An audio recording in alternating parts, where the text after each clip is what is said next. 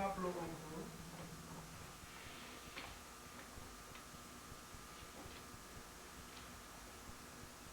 पैंतीस सूत्र तक बात समझाई गई थी।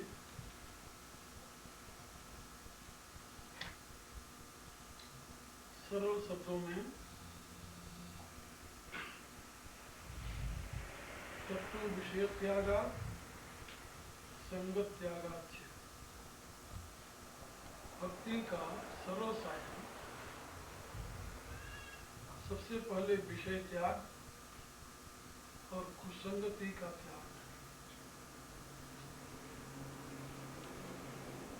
कल मैंने बताया था इस विषय में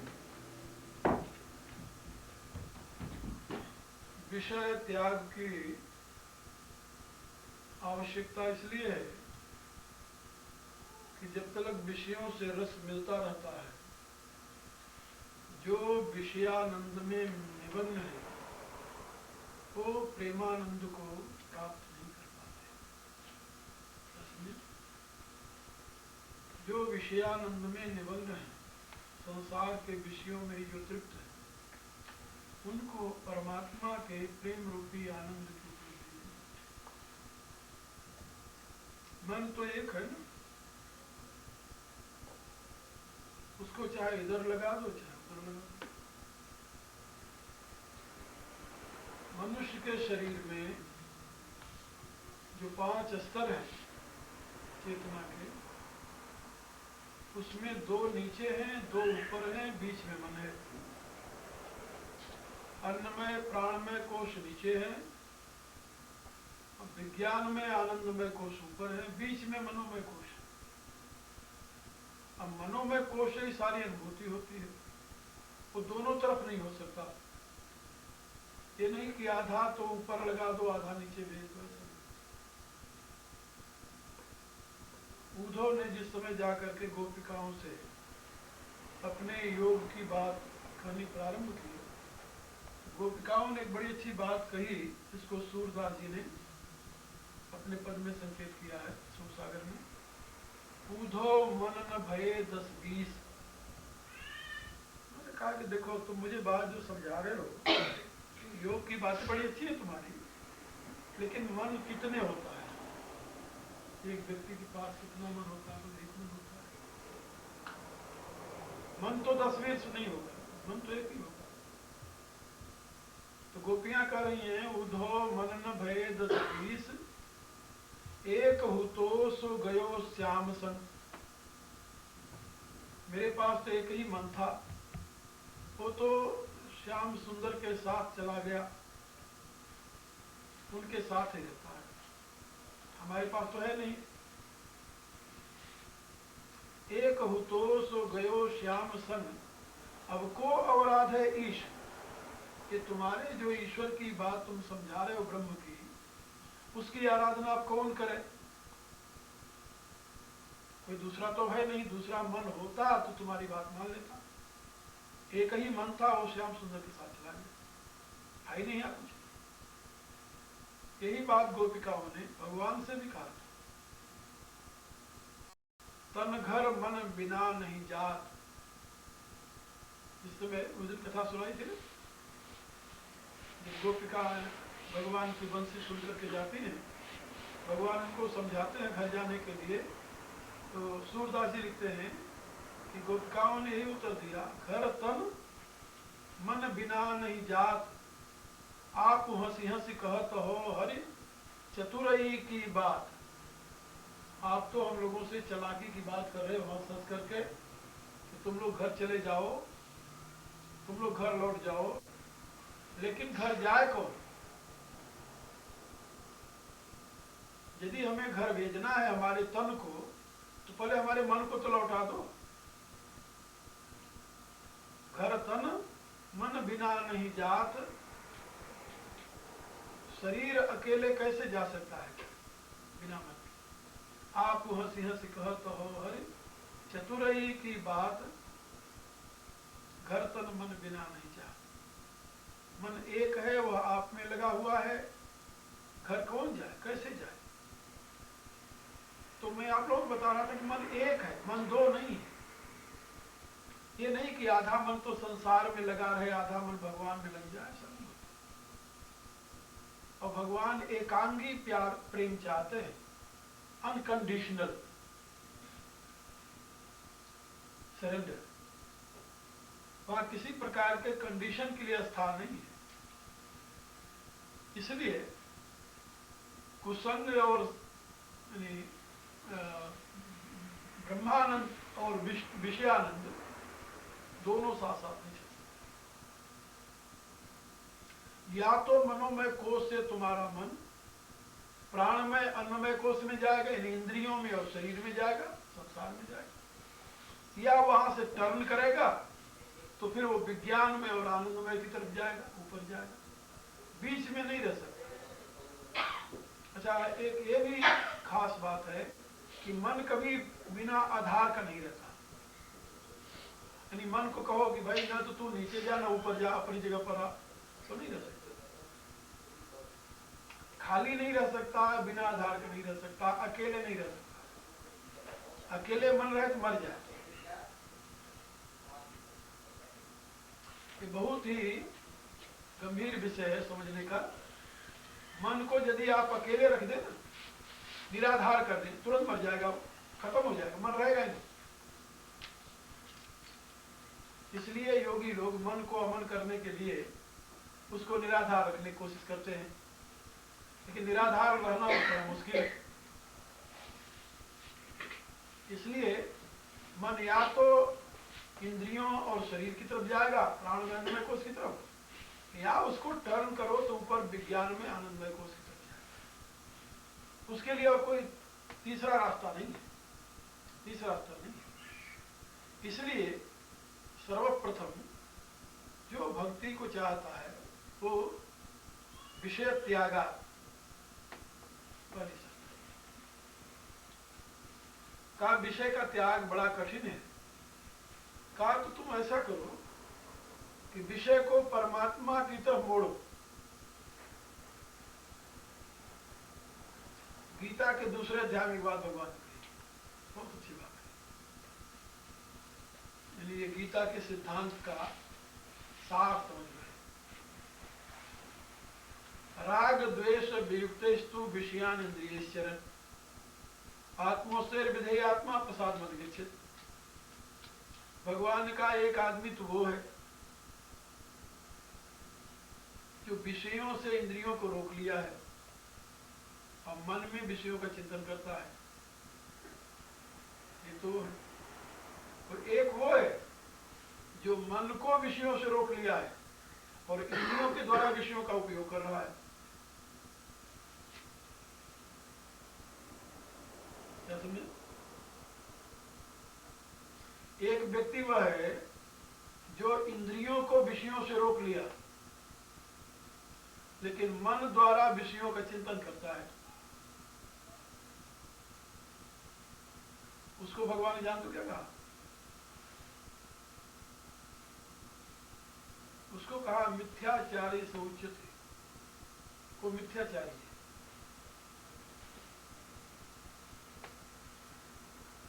मन से विषयों का चिंतन कर रहा है और इंद्रियों को उससे हटा लिया है, तो इससे वो विषयों से विमुक्त नहीं हुआ। वो तो दंभ है, मिथ्याचरण है, सदाचरण नहीं। और दूसरे के लिए कहा कि राग द्वेष वियुक्त विषयानिंद्रिय, मन को विषयों से हटा लिया। अब मन को कहाँ लगाया? भगवान। फिर क्या करता है? इंद्रियों से विषयों का सेवन कर रहा है। कहा वो क्या है? कहा वो तो परमात्मा के प्रसाद को पाएगा। कहा ऐसे कैसे हो गया? विषयों का सेवन कर रहा है। अब विषयों का उसका सेवन अपने लिए नहीं है, फिर किसके लिए? परमात्मा के लिए। मन परमात्मा में लग गया। अब विषयों का सारा प्रयोग, विषय माने संसार, शब्द स्पर्श रूप रसगंध, यही विषय होते हैं। विषय माने सेक्सरी नहीं होता है। विषय माने शब्द स्पर्श रूप रसगंध, ये पांचों जो पदार्थ इनको विषय करते हैं।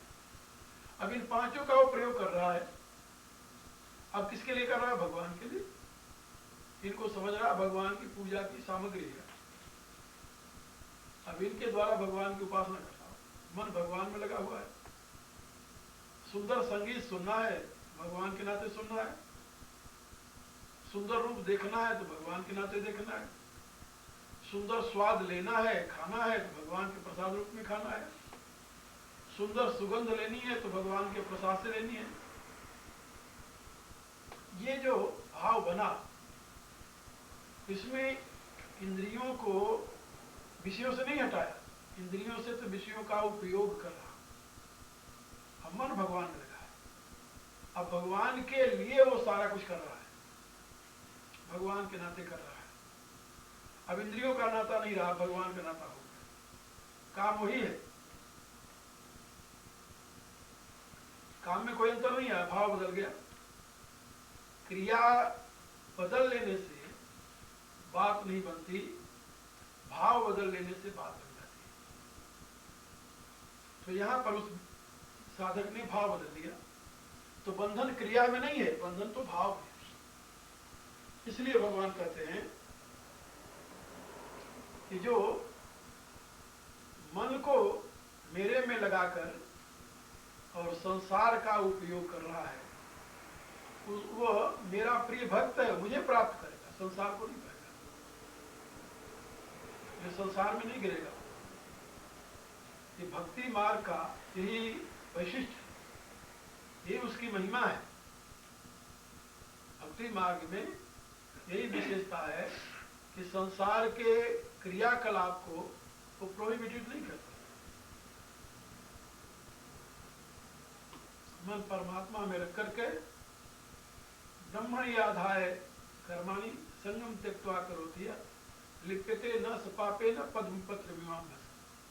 गीता 5वें अध्याय भगवान ने बताया कि मन को ब्रह्म में आधाय कर दिया, मैंने रख देना, ब्रह्मणि आधाय कर, और सारे कर्मों को परमात्मा के नाते कर रहा हो बस। इसलिए वह किसी भी कर्म में लिपायमान नहीं हो रहा। कैसे रहता है? पद्म पत्र विमाम भसा, जैसे कमल का पत्ता पानी में रहते हुए भी पानी से अलग रहता है, ऐसे वह योगी जगत में रहते हुए भी जगत से अलग है।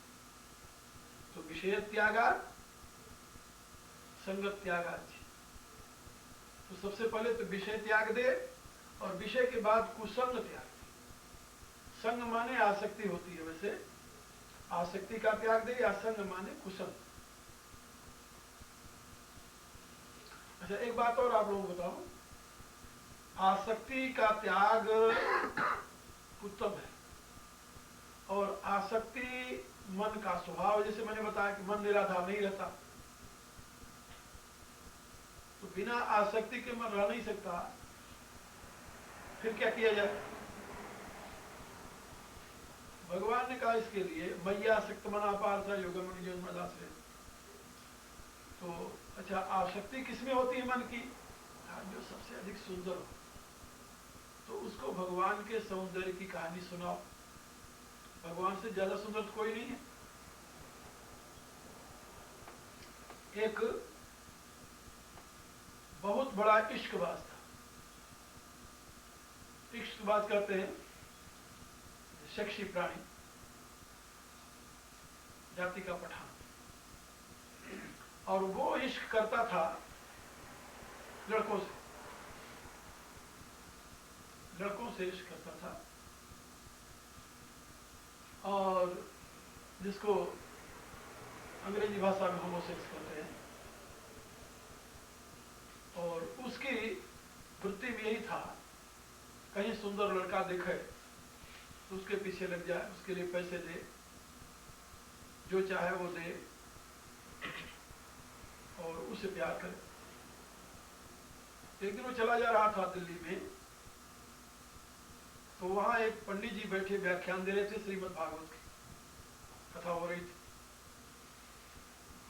तो श्रीमद् भागवत में भगवान कृष्ण के स्वरूप का वर्णन करने लगे पंडित जी।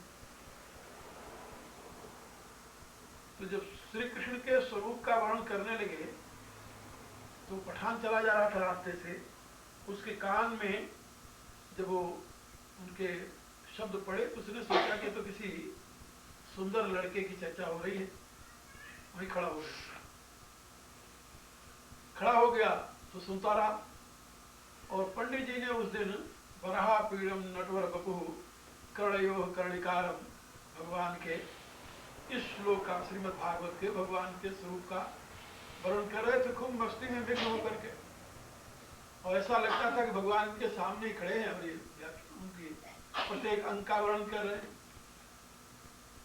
और वो पठान सुनता रहा। अब जैसे जैसे वो सुने कि घुघराले केस हैं भगवान के और ऊंचा हुआ कपोल है और इतनी सुंदर उनका मुखार बिंद है, बड़ी बड़ी आंखें हैं आदि आदि, जब ये भगवान के पूरा स्वरूप का वर्णन सुना वो तो विमुग्ध हो गया। तो जब कथा समाप्त हो गई, सब चले गए, तो वो पठान पंडित जी के पास आया। तो पंडित जी से पूछने लगा कि पंडित जी, ये जिस लड़के की कथा सुना रहे थे आप, वो कहाँ रहता है? जिस लड़के की चर्चा आप कर रहे थे वो कहाँ रहता है? उन्होंने कहा कि वो वृंदावन में रहता है। वृंदावन में रहता है? बोले हाँ। वृंदावन में क्या करता है वो? कहा वो गाय चराता हूँ। अब कोई ये तो नहीं कहता ना भगवान कृष्ण थे, भगवान कृष्ण हैं तो सबकी भावना है। तो आज भी वो गाय चराता? बोले हाँ अभी गाय चराता है, वृंदावन में रहता है। तो पंडित जी एक बात और बता सकते हो आप? बोले हाँ कहो। अब पंडित जी को क्या पता कि क्यों पूछ रहा है? उसने कहा कि उस लड़के को सबसे अधिक प्रिय क्या चीज है? क्योंकि लड़के को तभी फंसा सकता है जब उसकी प्रिय चीज उस पर ले जाए। तो सबसे अधिक प्रिय क्या चीज है उस लड़के को? पंडित जी ने कह दिया माखन और मिश्री, बस। और कोई चीज? बोले और कुछ? तो बहुत सरस सी बात है, ठीक है। अब उसने निश्चय कर लिया कि मैं माखन मिश्री लेकर के और वृंदावन जाऊंगा और उस लड़के को देखूंगा। नाम क्या है उसका? कृष्ण। ठीक है। अब वो पठान माखन और मिश्री लिया, लेकर के मथुरा की राह ले ली। 70 मील पड़ता है दिल्ली से मथुरा। वो 2-3 दिन में पैदल चल करके वहां पहुंचा। अब उसके दिमाग में अब वही कृष्ण, एक तो कृष्ण का सुमिरन, कहीं नाम ना भूल जाए। नाम भूल जाएगा तो किसको ढूंढेगा वहां? एक और वो गाय चराता है, वृंदावन पहुंच गया। जब वो तो पूछने लगा कि भाई जो गाय चराता है कृष्ण नंद का लड़का है, कहाँ रहता है? तो वहां के लोगों ने कहा कि यहीं कहीं होगा, क्योंकि वो ये तो कह नहीं सकते थे कि भाई हम नहीं जानते, या वो तो पुरानी बात है।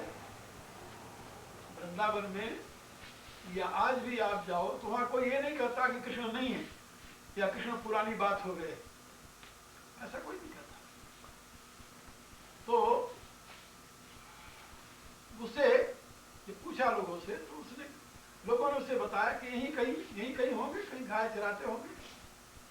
और अब वो माखन और मिश्री लेकर के अब उसका खाना पीना सब भूल गया, कृष्ण कृष्ण का चिंतन। और सायंकाल सवेरे चारों तरफ जंगलों में घूमना। इस प्रकार से कई दिन बीत गए। अब उससे चला फिरा न जाए और वह चलते चलते अब बेहोश होकर गिर गया। जब बेहोश होकर गिर गया तो भगवान को दया आई उस पर। भगवान प्रकट हो गए। भगवान प्रकट हुए और आवाज लगाया कि बाबा किसके लिए तुम इतने व्याकुल हुए हो? उसने देखा तो पंडित जी के व्याख्यान को उनके एक एक अंग से मिलाने लगा, तो विचार करने लगा कि हो न हो ये वही लड़का है। तो उसने बताया कि हम कृष्ण को ढूंढ रहे हैं। क्या करोगे कृष्ण को? उसके लिए कुछ ले आए हो? तो वो उसके हाथ में वो माखन मिश्री थी, माखन और मिश्री हम ले आया। भगवान ने आगे हाथ बढ़ाया, मुझे दे दो। वो देखता रहा भगवान ने माखन मिश्री लिया उसका हाथ में और अंतर ध्यान हो गया। और वो उसको जो भगवान की एक झांकी मिली, उससे उसका सारा जीवन बदल गया और वो एक महान संत हुआ। आज से 400 वर्ष पूर्व उस पठान का नाम पड़ा रस खान। आप लोगों में से किसी ने हिंदी साहित्य पढ़ा हो तो रस खान का नाम जरूर सुना हो। हिंदी साहित्य में वो पठान अमर हो गया। अब देखिए, उसके हृदय में पहले भगवान के प्रति भगवान की भावना नहीं थी। ये नहीं था कि ये भगवान है या कृष्ण भगवान है जिसकी तलाश में करने जा रहा हूं। वो तो एक सुंदर कुमार है, लड़का है, इश्कबाज था, इश्क के नाते लड़कों से इश्क करता था। वो लड़का ढूंढने चला गया। उसको क्या पता था कि ये इश्क हमारे लिए वरदान बनेगा। और आज रसखान व पठान हिंदी में ब्रजभाषा में इतनी सुंदर कविता किया है कि आज उसकी कविताएं अच्छे अच्छे संत लोग वर्णन करते हैं और पढ़ाई जाती हैं स्कूलों कॉलेजों में। उसकी भावना वो कहता है, ब्रह्म में ढूंढो पुराणन कानन, वेद ऋचा सुनो चौगुनो चाय, देखो सुनो कहूं न कहूं वह कैसो स्वरूप और कैसो स्वभाव। हेरत हेरत हारि थक्यो, रस खान बतायो न लोग लुगायन, देखो दुर्यो वह कुंज कुटीर में, बैठो पुलोटत राधिका पाए। कहा, जिस ब्रह्म को हमने वेद और पुराणों में सुना, लोगों से पूछा, लोगों ने कहीं नहीं बताया उसका पता, हेरते हेरते मैं जब थक गया तब उस ब्रह्म को मैंने देखा सेवा कुंज में बैठा हुआ, एक निकुंज में बैठा हुआ, सेवा कुंज, जहां उसको भगवान के दर्शन हुए थे, उस जगह का नाम सेवा कुंज है। आज भी वो जगह वैसे सुरक्षित है वृंदावन में। तो कहता है कि मैंने उस सेवा कुंज में बैठा हुआ राधिका का पांव दबाते हुए उस ब्रह्म को मैंने देखा। तो मैं आपको ये बता रहा था कि विषयों के परिवर्तन करने का जो क्रम हमारे संतों ने समझाया भक्ति मार्ग के, कि तुम जो कुछ विषय है उसको यदि भगवान के साथ जोड़ देते हो तो तुम्हारा मन प्राणमय और अन्नमय कोष की दिशा में न जाकर के वह लौट करके विज्ञान में आनंदमय दिशा में अपने आप चला जाता है। उसके लिए और कोई प्रयत्न करने की जरूरत नहीं है। इसलिए देवर्षि नारद कहते हैं, तत्व विषय त्यागा संग त्यागा चिर। विषयों का त्याग और संग का, कुसंग का त्याग। भगवान के साथ आसक्ति हो जाए, आसक्ति बिना मन रह नहीं सकता। मन आसक्ति रहित होते ही मर जाता है। मरना किसी को पसंद नहीं है, इसलिए मन भी मरना नहीं चाहता, मरने से बचता है। तो भगवान ने कहा कि उसे निरासक्त न बनाओ। कहा तो फिर कहा मेरे में आसक्त कर दो। मैया आसक्त मना पार्थ, 7वें अध्याय में बताया, मैया आसक्त मना पार्थ योग में इंजन मदाश्रय। कहा कि मन को मेरे में आसक्त करके मेरे से ही युक्त कर दो उसे, और मेरे आश्रित कर दो। जब मेरे आश्रित हो जाएगा फिर वो संसार में कहीं नहीं जाएगा। तुलसीदास जी ने मेरे पत्रिका में लिखा, जो संतोष सुधा निशिबासर, सपने कबहू क पावे, तौकत विषय बिलोक झूठ जल, मन कुरंग जो धावे। यदि संतोष रूपी सुधा इस मन को किंचित मात्र भी कभी स्वप्न में भी मिल जाए तो यह मृगा की तरह संसार के झूठे सुख को देखकर क्यों दौड़ेगा इधर उधर। इसलिए मन को किसी भी प्रकार से भगवान की तरफ कर दे, और भगवान की तरफ करने के लिए भगवान की महिमा का वर्णन। यदि वह पठान भागवत के वराह पीड़म नटवर बपू कर्णयो कर्णिकारम की व्याख्या न सुनता तो क्या कभी वह कृष्ण पर लुब्ध होता, मोहित होता? क्या कभी वह रसखान नाम से प्रसिद्ध होता? तो सर्वप्रथम उसने सुना, सुन करके उसको प्रेम जागृत हुआ, और उस प्रेम ने, चाहे वो प्रेम उसका विषयात्मक था, वासनात्मक था, लेकिन था तो कृष्ण से संबंधित, और उसका प्रेम अंत में परिवर्तित हो गया। और ये केवल रसखान की बात नहीं है, बहुत से ऐसे और भी संत हुए हैं, कई मुसलमान संत हुए हैं। एक ताज नाम की बेगम थी लखनऊ की, तो उसने मक्के की यात्रा करने का निश्चय किया, हज पर चली, मक्के जाने लगी। जब वहां से चली तो रास्ते में उसके साथ बहुत बड़े लश्कर, लाव लश्कर जिसे कहते हैं, बहुत से सेवक सेवकियां, घोड़े, हाथी, ऊंट, बग्गी, जिसमें उसे लेकर जा रहे थे। वो जब आई तो मथुरा के पार उसका डेरा पड़ा। सायंकाल को जब द्वारकाधीश के मंदिर में पूजा होने लगा, आरती होने लगी, तो घंटे बजे। तो उसने कभी सुने नहीं थे ऐसे एक ध्वनि में घंटे बजते। तो वो सुन करके उसको बड़ा आनंद आया। तो उसने पूछा मौलवी से कि ये आवाज कहां से आ रही है? सुंदर आवाज, झालर बजती, घंटे और झालर बज रहे थे। तो उसने पूछा ये आवाज कहां से आ रही है?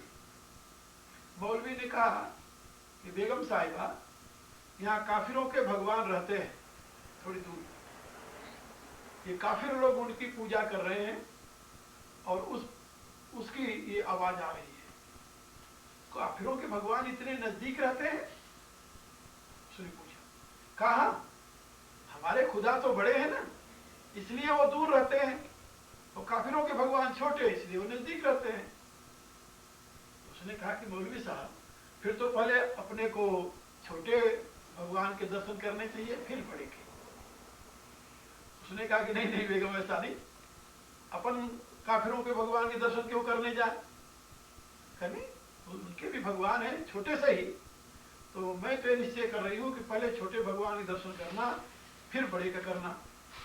मौलवी ने बहुत समझाया, जब नहीं मानी तो उसने उसे बताया कि बात यह है बेगम साहिबा कि काफिर लोग अपने भगवान का दर्शन करने के लिए आपको इजाजत नहीं देंगे। भगवान के दर्शन करने के लिए कौन मना करेगा? कहा नहीं, काफिर अपने मंदिर में जाने नहीं देते। उसने कहा कि नहीं, मैं तो जाऊंगी। बेगम ने हट पकड़ा, वो चल पड़ी, उसके साथ और भी लोग चल पड़े। आई द्वारकाधीश मंदिर के सामने। जब वहां आई तो पंडों ने दरवाजा बंद कर दिया। पूछा कौन है? बताया कि बेगम है। कहा नहीं, मुसलमानी तो नहीं जा सकती अंदर मंदिर में। तो उसने वो हट करके वहीं वो बैठ गई कि मैं तो दर्शन करूंगी और तभी जाऊंगी। उसकी श्रद्धा को देखकर फिर ये निश्चय हुआ कि तुम अंदर तो नहीं जाना, बाहर से फाटक पर खड़े हो जाओ और किवाड़ खुल जाएगी और तुम दूर से भगवान के दर्शन कर सकते हो। उसने कहा ठीक है, हमें दर्शन करने से मतलब है। तो जिस समय द्वारकाधीश का मंदिर खुला और उसकी एक दृष्टि पड़ी तो वहां पर मूर्ति तो दिखाई नहीं दी, वहां भगवान दिखाई दिए उसे प्रत्यक्ष खड़े हुए। और भगवान को देखते ही उसका सारा जो दूसरे संस्कार था नष्ट हुआ और वहीं पर उस समर्पित हो गई। तो उसने एक कविता उस समय कही है जो कि आज भी हमारे यहाँ इतिहास के पन्नों में लिखा हुआ है। उसका नाम था ताज बेगम, और वो ताज बेगम सारा जीवन मथुरा में रही और वहीं पर उसकी कब्र बनी हुई है मथुरा में। रस खान की भी वहीं कब्र है और ताज बेगम की। ताज बेगम लौट करके न तो फिर मक्का गई हो और न लौट करके फिर लखनऊ गई, वहीं गिर गई। तो उसने जो कविता लिखी है, कही है उस समय, सुनो दिल जानी मेरे दिल की कहानी, तो इश्क ही बिकानी बदनामी सब सहूंगी मैं। सुनो दिल जानी मेरे दिल की कहानी, तो इश्क ही बिकानी बदनामी सब सहूंगी मैं। पाठ पूजा ठानी और कुरान हूँ बुलानी, तजी कलमा कुरान सारे गुनन गहूंगी मैं। सामरा सलोना सिरताज सिर कुल्लेदार, तेरे नेह दाग में निदान ही दहूंगी मैं। नंद के कुमार बलिहार तेरी सूरत पे हों तो मुंगलानी, हूं तो मुंगलानी हिंदुआनी भय रहूंगी मैं। उसने कहा अब तक तो मैं मुंगलानी थी, लेकिन आज से मैं हिंदुआनी बन करके तुम्हारे इस दरवाजे पर रहूंगी। और उसने अपना सारा जीवन वहां लगाया, संत बनी है। तो मैं आप लोगों को ये बता रहा था कि भगवान के भक्ति में आलम्बन भगवान स्वयं है, और उस आलम्बन को अपना करके उनमें मन को लगाने के पश्चात मन पुनः संसार की तरफ नहीं जाता, विषयों से उपरत हो जाता है। संग से आसक्ति, आसक्ति से उसके पाने की कामना, कामना से कामना की अपूर्ति में क्रोध, क्रोध से बुद्धि भ्रष्ट, और बुद्धि भ्रष्ट से सर्वनाश। ऐसा गीता के दूसरे अध्याय भगवान ने बताया। संगात संजायते कामा, कामात क्रोधो विजायते, क्रोधात भोज सम्मोह, सम्मोह स्मृति विभ्रम, स्मृति भ्रंशात बुद्धिनाशो, बुद्धिनाशात प्रणश्यति। तो सर्वनाश का रास्ता है संग। इसलिए भगवान कहते हैं नारद जी, तत्व विषय त्यागा संग त्यागाच्छे। विषयों का त्याग और आसक्ति का त्याग या कुसंगति का त्याग, यही भक्ति के रास्ते के पहले चरण है। और दूसरा अव्यावृत भजना, अखंड भजन। जागत राम ही, सोवत राम ही, बोलत राम ही, बान पड़ी है, श्वास उश्वास यथा जल पीवत रैन दिनाय टेक धरी है, उठत बैठत गान करे, पुन जेवत हूँ बिसरे न घड़ी है, यो हरिदास कहे रत्नारस राम का नाम तमाम भरी है। 24 घंटे प्रभु के नाम के सिवा और कोई यानी दूसरी चर्चा ही न हो। चर्चा है तो भगवान की है, सुमिरन है तो भगवान का है, काम है तो भगवान का है। सब कुछ जब भगवान के साथ जोड़ देता है साधक, तो उसको अव्याकृत भजनात् कहते हैं। अखंड स्मृति, अखंड भजन। कबीर ने कहा सुमिरन से मन लाइयो, ज्यों सुरभि सुतमाई, कह कबीर चारव चरत पलव बिसरत नाई। जैसे नई सुई हुई गाय, ब्याई हुई गाय चारा चरते हुए भी रभाती रहती है अपने बच्चे की ध्यान करके, स्मरण करके बच्चे का। इसी रूप से हर एक काम करते हुए प्रभु के सुमिरन में जो लगा हुआ है, वो अव्यावृत भजनात् माने अखंड भजन कर रहा है, अव्यावृत भजनात्। अब ये पूछा गया कि जो अखंड भजन में लगा हुआ है, उसका लोक व्यवहार कैसे चलेगा? तो लोक व्यवहार के लिए क्या किया जाए? सभी तो महात्मा बन नहीं सकते, साधु बनकर घर द्वार छोड़कर जा नहीं सकते। कहा तो फिर कहा लोके भी भगवत गुण श्रवण कीर्तनात्। ये 3 बातें संसार में रहते हुए भी आदमी कर सकता है। परिवार में रहे, परिवार में रहते हुए यदि तुम काम करते रहो और कीर्तन करते रहो तो क्या तकलीफ हो सकती है? काम करते हुए भगवान का सुमिरन यदि चलता रहे मन में, जब खाली मन रहे तो चिंतन करता है, मन तो काम नहीं करता। काम करते हुए तुम कब काम में लगे रहते हो? काम करते हुए कब तुम्हारा मन चिंतन रहित होता है? जब मन ने कुछ चिंतन करना ही है, तो यदि उस चिंतन के जगह पर चिंत के स्थान पर भगवान को बैठा दे तो चिंतन भी होता रहे, काम भी होता रहे। यही बात गीता में भगवान ने बताया, मां मनुस्मर युद्ध च, युद्ध कर मेरा स्मरण करते हुए मेरे नाते। एक बात और एक संत ने एक दिन कहा कि देखो, जब एक कोई लड़की किसी पुरुष के साथ विवाहित हो जाती है, तो वो रोज सवेरे उठ करके अपना हाथ अपने पति के हाथ में नहीं देती। क्या समझे? वो रोज सवेरे उठ करके पहला काम ये नहीं करती कि पहले आज हम आपको अपना पति वरण कर लें, क्योंकि रोज सवेरे उठकर थोड़ी अपना हाथ उसके हाथ में पकड़ाती है। वो तो एक बार ही पकड़ाया उसने, अग्नि के सामने उसने पकड़ाया, उसके माता पिता ने पकड़ा दिया, और उसी की अखंड स्मृति बनी रहती है। घर में जितने लोग हैं सबकी सेवा करती है। वो किसके नाते करती है? पति के नाते। और तो उसका कोई संबंध नहीं होता, किसी को तो जानती ही नहीं। तो जैसे समर्पण एक बार एक दिन होता है, रोज रोज नहीं होता। ऐसे रोज जरूरत नहीं है कि सवेरे उठकर कहो हे भगवान मैं तेरा है, भगवान मैं तेरा है, भगवान मैं तेरा। तेरा तेरा कहने की जरूरत नहीं है। एक बार यदि बहुत निश्चय, दार्ढ्याम, दृढ़ निश्चय यदि हो गया एक बार कि मैं प्रभु का हूं, बहुत है इतना। इसीलिए हमारे यहां जो एक प्रक्रिया थी ना, एक प्रक्रिया थी, दीक्षा की। जैसे जब तक लड़की का विवाह नहीं हुआ होता तब तक कोई भी सुंदर पुरुष देखती है तो उसके दिल में आता है कि ये मेरा पति हो जाए, ये मेरा पति हो जाए। लेकिन जब उसके माता पिता ने उसका हाथ किसी पुरुष के हाथ में रख दिया तो उसके लिए, यदि वो साध्वी है तो उसके लिए निश्चय होता है कि दुनिया में बहुत सुंदर पुरुष होंगे लेकिन मेरे पति के समान नहीं। अब मेरे लिए तो मेरा पति ही सब कुछ है, क्योंकि अब उसकी बुद्धि इधर उधर नहीं जाती। इसी रूप से हमारे यहाँ बताते हैं शास्त्र में कि बुद्धि जो है ये कुंवारी कन्या के समान है, वर्जिन मेरी जैसे कहते हैं।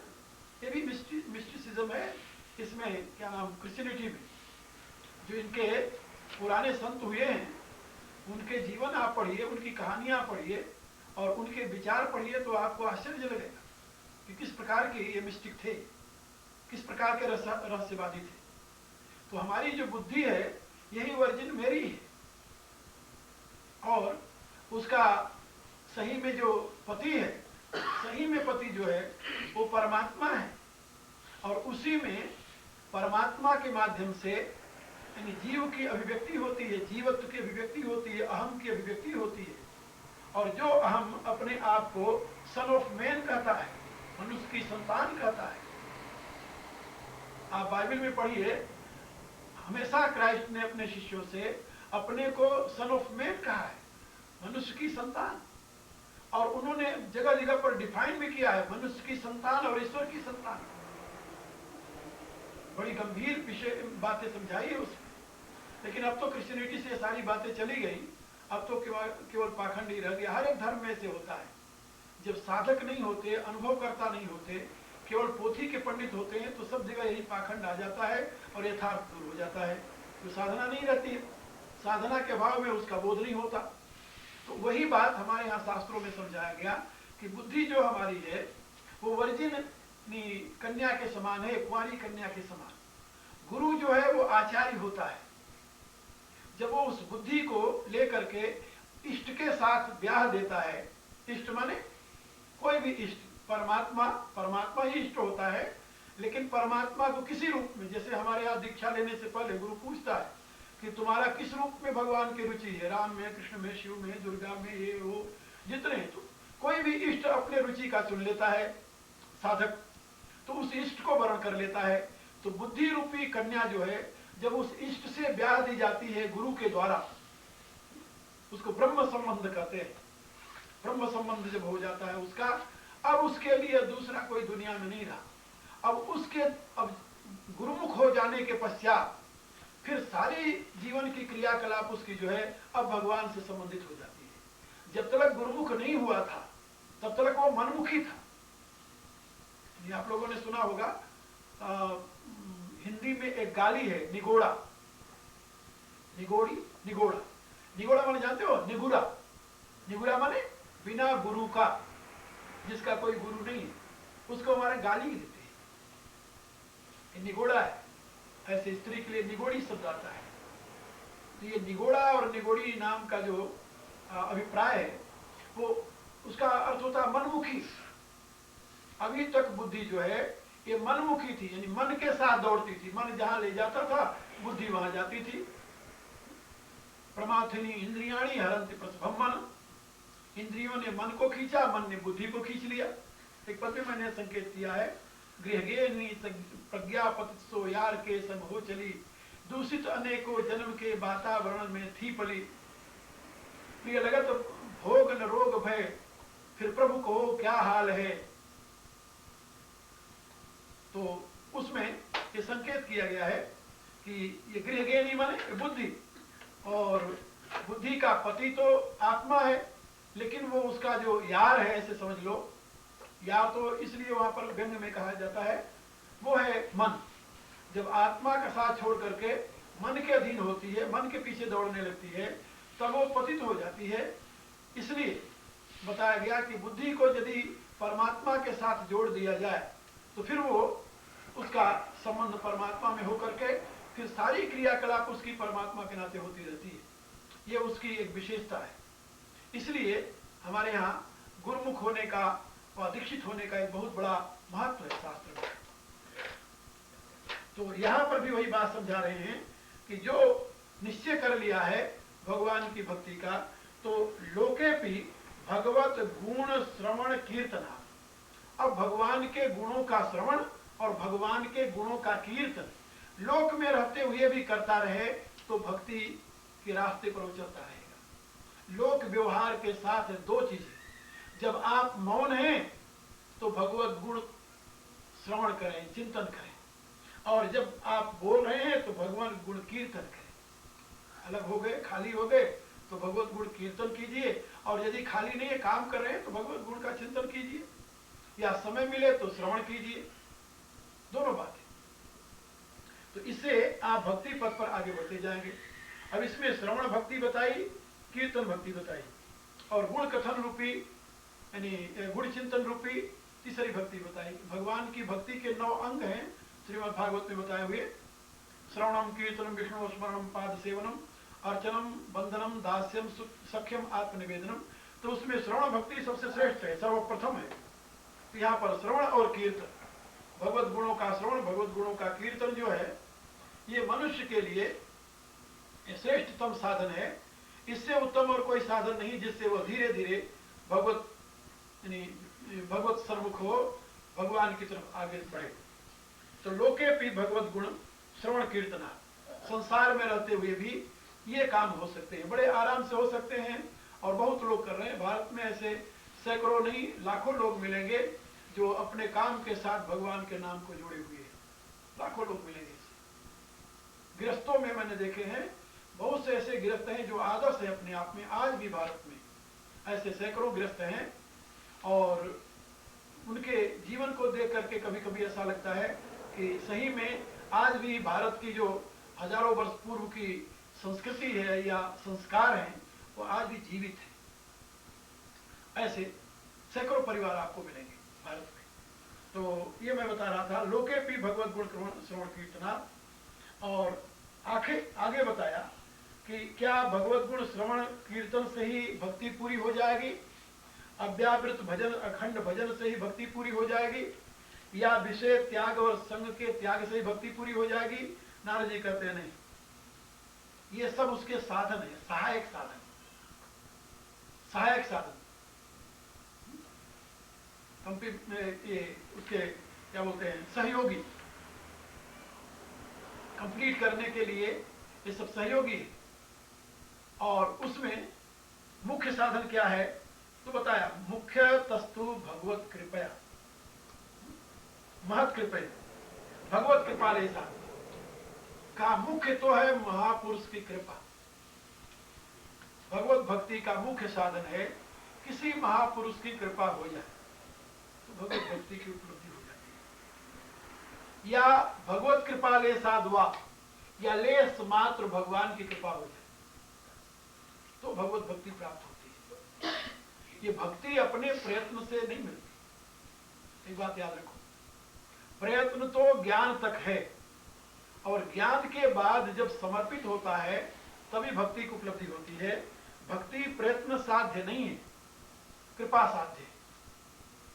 ये सभी आचार्यों का एक मत होकर के कथन है कि भक्ति जो है वह क्रिया साध्य नहीं है, कृपा साध्य है।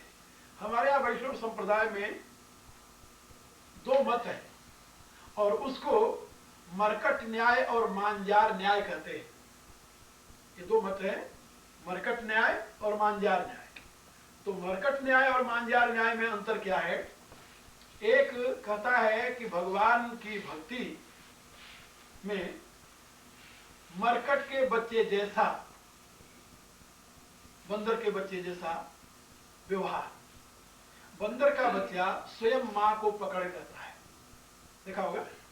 बंदर का बच्चा स्वयं मां को पकड़े रहता है, चिपका रहता है, लेकिन जब कहीं छलांग मारती है बंदरी, तब एक हाथ नीचे लगाकर बच्चे को संभालती है कहीं गिर नहीं जाए। वैसे वो पकड़े रहता है, मां भी संभालती रहती है। तो ये मरकट न्याय से कहते हैं कि तुम भी प्रयत्न करते रहो और फिर भगवान भी संभालते रहे तो तुम्हें भक्ति प्राप्त हो जाएगी। दूसरा है मांजार न्याय, बिल्ली का बच्चा। बिल्ली के बच्चे की स्थिति है कि बिल्ली स्वयं अपने मुंह में बच्चे को पकड़ती है, जहां कहीं जाना होता है उठाकर ले जाती है, वहां रखती है। बच्चा उसमें कोई कोशिश नहीं करता। बंदरी का बच्चा अपना कोशिश करता है, अपने भी पकड़े रहता है और बंदरिया भी हाथ लगाती है जब कहीं ले जाना होता है तो। लेकिन बिल्ली का बच्चा जो है वो पूर्ण रूपेण मां पर डिपेंड करता है। मां स्वयं उठाकर उसे ले जाती है, दूसरी जगह रखती है, उसके लिए वो कुछ नहीं करता। और वही मां जिन दाढ़ों में चूहों को दबा करके मसल देती है, उन्हीं दाढ़ों के बीच में अपने बच्चे को पकड़ती है और बड़े प्यार से ले जाती है, उनको कहीं जरूरत तक नहीं आता। इसको कहते हैं मार्जान ज्ञान। तो ये दो प्रकार के सिद्धांत हैं भक्ति शास्त्र में। एक मत है कि हमें भी प्रयत्न करते रहना चाहिए और भगवान की पूरी कृपा हो जाए तो दोनों के सहयोग से हम भक्त बन जाएं, भक्ति प्राप्त हो जाएगी, हम भगवान की कृपा के पात्र कर जाएंगे। लेकिन दूसरा मत है कि नहीं, पूर्ण रूप से अपने आप को उस बिल्ली के बच्चे के समान परमात्मा पर ही छोड़ देना चाहिए। अपना प्रयत्न कुछ काम नहीं करेगा। अपना प्रयत्न क्या करेगा? अपने प्रयत्न से हम क्या कर पाएंगे? अनंत ब्रह्मांड में हमारी स्थिति क्या है? हमारे इस भूमंडल की कोई स्थिति नहीं है। इस अनंत ब्रह्मांड में जरा सोचो, अपने भूमंडल की क्या स्थिति है? कोई स्थिति नहीं। सूर्य से कई गुना न्यून पृथ्वी का अस्तित्व है, जिस पृथ्वी पर हम रहते हैं। यानी पृथ्वी से कई गुना बड़ा सूर्य है। और जो सूर्य हमारा है ये एक नेबुले का सदस्य है, एक ब्रह्मांड का सदस्य है, जिसमें ऐसे आजकल के वैज्ञानिक बताते हैं कि 42 बिलियन, मिलियन नहीं, 42 बिलियन सूर्य है। अब उस 42 बिलियन सूर्य जहां है उसमें से एक हमारा सूर्य है। और जो 42 बिलियन सूर्य से युक्त एक नेबुला है, ऐसे कितने नेबुला है? असंख्य नेबुला है, पता ही नहीं कितने नेबुला है। और ये असंख्य ब्रह्मांड जो है उस विराट के एक अंग में निवास करते हैं। ऐसे अनंत ब्रह्मांडों का अधिपति विराट है। और विराट जो है वो भी परमात्मा के एक अंश में है। ततो विराट जायते विराजो अधिपुरुष। भला सोचो, वो विराट भी परमात्मा के एक अंश में है। एक अंश न स्थितो जगत, गीता के 10वें अध्याय भगवान कह रहे। तो और की तो बात ही नहीं। तो जब उस विराट का ही कोई अस्तित्व नहीं है उस परमात्मा की दृष्टि से, जो विराट परमात्मा के एक अंश रूप में प्रकट हुआ है, उस विराट के एक एक अंश में अनंत ब्रह्मांड लगे हुए हैं। एक ब्रह्मांड में हमारा सूर्य कोई अपना अस्तित्व नहीं रखता। और उस सूर्य की ये सदस्य पृथ्वी बिचारी, इसकी कुछ गणना नहीं। और पृथ्वी के ऊपर अपन कीड़े मकोड़े से भी बदतर हैं। भला सोचो, क्या अपना अस्तित्व है? तो अपना प्रयत्न उस परमात्मा को पाने में क्या हो सकता है? कौन सा काम कर सकता है? इसलिए अपने प्रयत्न का पूर्ण रूप से समर्पण, परमात्मा के अधीन हो जाना। और पूर्ण परमात्मा समर्पण जो है वही भक्ति का मूल आधार है।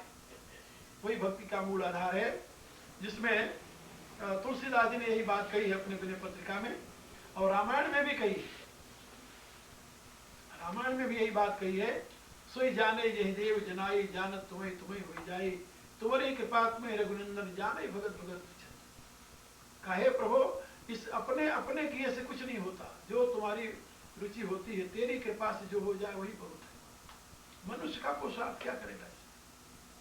मनुष्य अपने पुरुषार्थ से केवल अहम को क्रिएट कर सकता है और कुछ नहीं कर सकता। और अहम के द्वारा वो सतत पीड़ित हो सकता है, दुखी हो सकता है, संतप्त हो सकता है। इसके सिवा और उसको कुछ मिलने वाला नहीं है। इसलिए भक्ति का केवल एकमात्र उपाय है, मुख्य तस्तु महत् कृपैव। किसी महापुरुष की कृपा हो जाए तो भक्ति उपलब्ध हो जाती है, या भगवत कृपा ले साधवा, या लेस मात्र भगवान की कृपा हो जाए। वैसे भगवान सब कुछ देते हैं, भक्ति नहीं देते। रामायण में ही कहा है वसुंधरा जी ने, प्रभु का देन सकल सुख सही, भगत या अपनी देन ने कही, और भगत हीन सुख कौने काजा। जब भगवान की भक्ति ही नहीं मिली तो सारे सुख मिलकर क्या करेंगे? कहा भक्ति के अभाव में तो मोक्ष भी नहीं टिकता। तुलसीदास जी ने लिखा, जिम थल बिनु जल रही न सकाई, कोटि भांति को करे उपाई, तथा मोक्ष सुख सुन खगराई, रही न सकई हरि भगत बिहाई। कहा जैसे बिना थल के जल नहीं रुकता, जल तो बरसता है पहाड़ पर लेकिन बह करके चला जाता है नदी में, क्यों? पहाड़ पर थल नहीं है इसलिए वहां नहीं रुक पाता।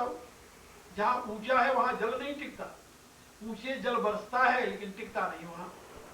इसी रूप से बहुत ऊंचे उठने पर ज्ञान की उपलब्धि तो हो जाती है लेकिन मोक्ष टिकता नहीं वहां। तो जैसे बिना थल के जल नहीं टिकता, ऐसे ही भक्ति रूपी थल के बिना मोक्ष रूपी जल नहीं टिकता। तथा मोक्ष सुख सुन खगराई, रही न सके हर भगत बिहाई। तो इसलिए भक्ति की आवश्यकता है, और वह भक्ति मुख्य तस्तु महत कृपे। जब द्रवय दीन दयाल राघो, साधु संगति पाइये, जय दरस परस समागमादिक पाप रास नसाई।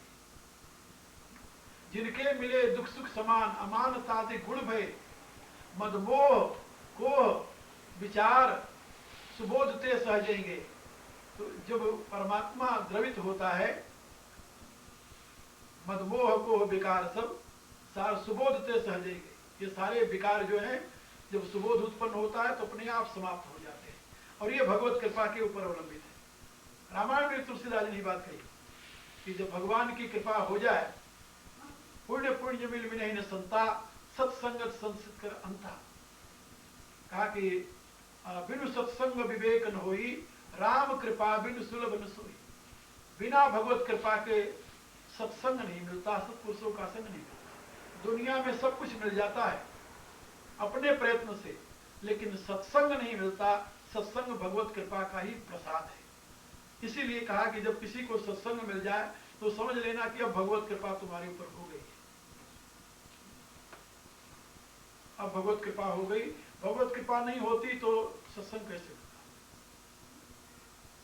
तो ये बात कुशुंडी जी से गरुड़ जी ने कही है कि भगवान की कृपा मेरे ऊपर है, तभी तो उन्होंने आपके पास अभी भेज दिया, आप मिल गए, नहीं तो कैसे? कहाँ मैं और कहाँ आप? तो ये भगवत कृपा का लक्षण है। और यहाँ पर बताया मुख्य तस्तु भगवत कृपा, महत कृपा हुआ, भगवत कृपा ले साथ हुआ। अब आगे बता रहे हैं कि महत संगस्तु दुर्लभो अगम्यो अमोघश्च। कहा महापुरुषों का साथ है तो दुर्लभ, दुर्लभ है। दुर्लभ माने बहुत कष्ट से प्राप्त होता है। इसीलिए कबीर कहता है, शीश दिए जब गुरु मिले तो भी सस्ता जान। यदि सर दे देने से गुरु मिल जाए, कोई सदगुरु मिल जाए, तो ये सस्ता सौदा है, कर लेना चाहिए। सस्ता सौदा है, लेकिन सस्ता सौदा जो होता है बहुत कठिन है, बहुत कठिन। इसीलिए भगवान कहते हैं महत संगस्तु दुर्लभो अगम्यो अमोघश्च। नारद भगवान का कथन है कि महापुरुषों का संग जो है ये दुर्लभ है और अगम है। अगम माने सुगमता से प्राप्त नहीं होता, इतना सुगम नहीं है कि मिल जाए, और होते हुए भी नहीं मिलता। और अमोघस्य, और अमोघ है, मिल जाए तो कल्याण हो जाए। अमोघ है माने व्यर्थ नहीं जाता, क्षण मात्र का भी यदि सत्संग मिल जाए तो व्यर्थ नहीं जाता। रामायण में कथा है, हनुमान जी जब लंका में प्रवेश कर रहे थे तो उन्होंने छोटा सा रूप धारण किया और लंका में प्रवेश किया। तो वहां लंका की अधीश्वरी जो देवी थी वो लंकिनी थी। तो लंकिनी को ये वरदान था कि लंका में कोई भी गुप्त रूप से, प्रकट रूप से प्रवेश करेगा तो उसे जान जाओगे, देख लोगे। तो हनुमान जी जब गुप्त रूप में प्रवेश करने लगे तो उसने देख लिया। तो उसने ललकार, अरे कौन है, कहाँ जा रहा है, तुम्हें पता नहीं है कि मैं लंकिनी हूं, लंका की रक्षिका हूं मैं? हनुमान जी ने उसकी तरफ देखा तो देखते ही बिना पूछे, बिना कोई वार्तालाप किए उसे एक घूसा मारा। एक घूसा जब मारा तो हनुमान जी के घूसे के स्पर्श से, आखिर हाथ का स्पर्श तो हुआ घूसा लगने पर, तो हाथ के स्पर्श लगते ही वो पहले तो व्याकुल होकर गिर गई, लेकिन उस स्पर्श का इतना उसे लाभ हुआ, जे दरस परस समागमादिक पाप राशि नसाई। हनुमान जी ने तुम्हारा घूसा उसे, लेकिन उस घूसे के स्पर्श से, हाथ के स्पर्श से उसका सारा पाप नष्ट हो गया। और पाप नष्ट होते ही वो हाथ जोड़ करके खड़ी हुई और हनुमान जी से कहने लगी, जब रावणी ब्रह्म बर दीना, चलत बिरंच कहा मोहि चीना, विकल होस तब कब के मारे तब जाने निश्चर संघारे, तो तात मोर अति पुण्य बहुता, देखे उन्हें राम कर दूता। आज मेरा बहुत बड़ा पुण्य जगह है जो कि मैंने तुम्हें राम भक्त को अपने नेत्रों से देखा है। तो वहां पर उसने एक दुआ कहा है, तात स्वर्ग अपवर्ग धरिय तुला एक अंग, तूलन ताही सकल मिल जो सुख लव सत्संग। तात स्वर्ग अपवर्ग सुख, सारे स्वर्गों के और अपमोक्ष के सारे सुख को एक पल्ले पर रखे और क्षण मात्र के लव मात्र के सत्संग के सुख को एक पल्ले पर रख दे, तो वो सारे सुख मिलकर के उस लव मात्र के सत्संग के सुख के बराबर नहीं होते। जो सुख लव सत्संग का, सत्संग उसे कहा मिला, तो उसे तो लत्संग मिला था, सत्संग तो मिला नहीं, उसे तो एक घूसा मारा था। कहा कुछ मिला, संत का स्पर्श तो हुआ, उस स्पर्श से ही उसका ज्ञान प्रकट हो गया और उसने फिर अपने परम गति को प्राप्त करते हुए हनुमान जी से प्रार्थना की, प्रविश नगर की जय सब काजा ले लाखों से। तो मेरे कहने का अभिप्राय कि किसी भी प्रकार से यदि सत्संग मिल जाए तो अमोघ होता है। यानी मारा तो उन्होंने घूसा, लेकिन घूसे के नाते जो स्पर्श हो गया वो भी अमोघ हो गया, वो भी उसको ज्ञान दे गया। इसलिए किसी भी प्रकार से यदि संग मिल जाए महापुरुषों का तो हमेशा अमोघ होता है। मत संगस्तु दुर्लभो अगम्यो अमोघस्य लभते भी तत्कृपैव, और वो भगवत कृपा से ही प्राप्त होता है, वैसे प्राप्त नहीं होता। ये बात याद रखो। और तस्मित, क्योंकि भगवान के भक्त में और भगवान में भेद का अभाव होता है, तस्मित तज्जने भेदाभावात्, भगवान में और भगवान के भक्त में भेद का अभाव होता है, वहां भेद नहीं होता। भगत भगत भगवंत गुरु चतुर नाम बपुएक, तिनके पद बंधन किए नाशे विघ्न, ऐसा नावादास जी ने लिखा है वर्तमान में। भक्ति, भक्त, भगवंत और गुरु, ये कहने के लिए चार है, चार नहीं है, एक के ही चार नाम है। चतुर नाम बपुए, कहने के लिए चार हैं, भक्ति, भक्त, भगवंत और गुरु, लेकिन है ये एक। इसलिए तिनके पद बंधन किए नाशे विघ्न। यहाँ पर बताया तस्मित तजने भेदाभाव, भगवान में, भगवान के भक्त में भेद का अभाव होता है। इसलिए तदेव साध्यताम तदेव साध्यताम, इसलिए सदैव सत्पुरुषों का संग प्राप्त करने की ही कोशिश करनी चाहिए, सत्पुरुषों का संग प्राप्त करने की ही कोशिश करनी चाहिए। ऐसा दो बार कर करके इन चार सूत्रों का की व्याख्या विशेष रूप से कल की जाएगी। समय बहुत हो गया, प्रार्थना कीजिए। ओम भूर्भुवः स्वः तत्सवितुर्वरेण्यं भर्गो देवस्य धीमहि धियो यो नः प्रचोदयात्। सर्वे भवन्तु सुखिनः, सर्वे सन्तु निरामयाः, सर्वे भद्राणि पश्यन्तु, मा कश्चित् दुःखभाग् भवेत्। ॐ पूर्णमदः पूर्णमिदं पूर्णात् पूर्णमुदच्यते पूर्णस्य पूर्णमादाय पूर्णमेवावशिष्यते। ओम शांति शांति शांति। या कई दिनों से ये भक्ति सूत्र में पढ़ा रहा हूँ और आज इसका 40 सूत्र तक मैं पढ़ाया हूँ। पूरा तो नहीं, 38 सूत्र तक पढ़ाया पूरा, बाकी 4 सूत्रों की व्याख्या और कल की जाएगी। तो कल की व्याख्या के बाद आधा हो जाएगा, ऐसा लग रहा है। हम सोच रहे हैं कि इसको मैं पूरा कर दूंगा, थोड़ा ज़्यादा देर तक पढ़ा करके। अभी भगवान की इच्छा पर निर्भर है, उसकी इच्छा होगी पूरा हो जाएगा, नहीं फिर आगे सही। अब आप लोग उठे और आप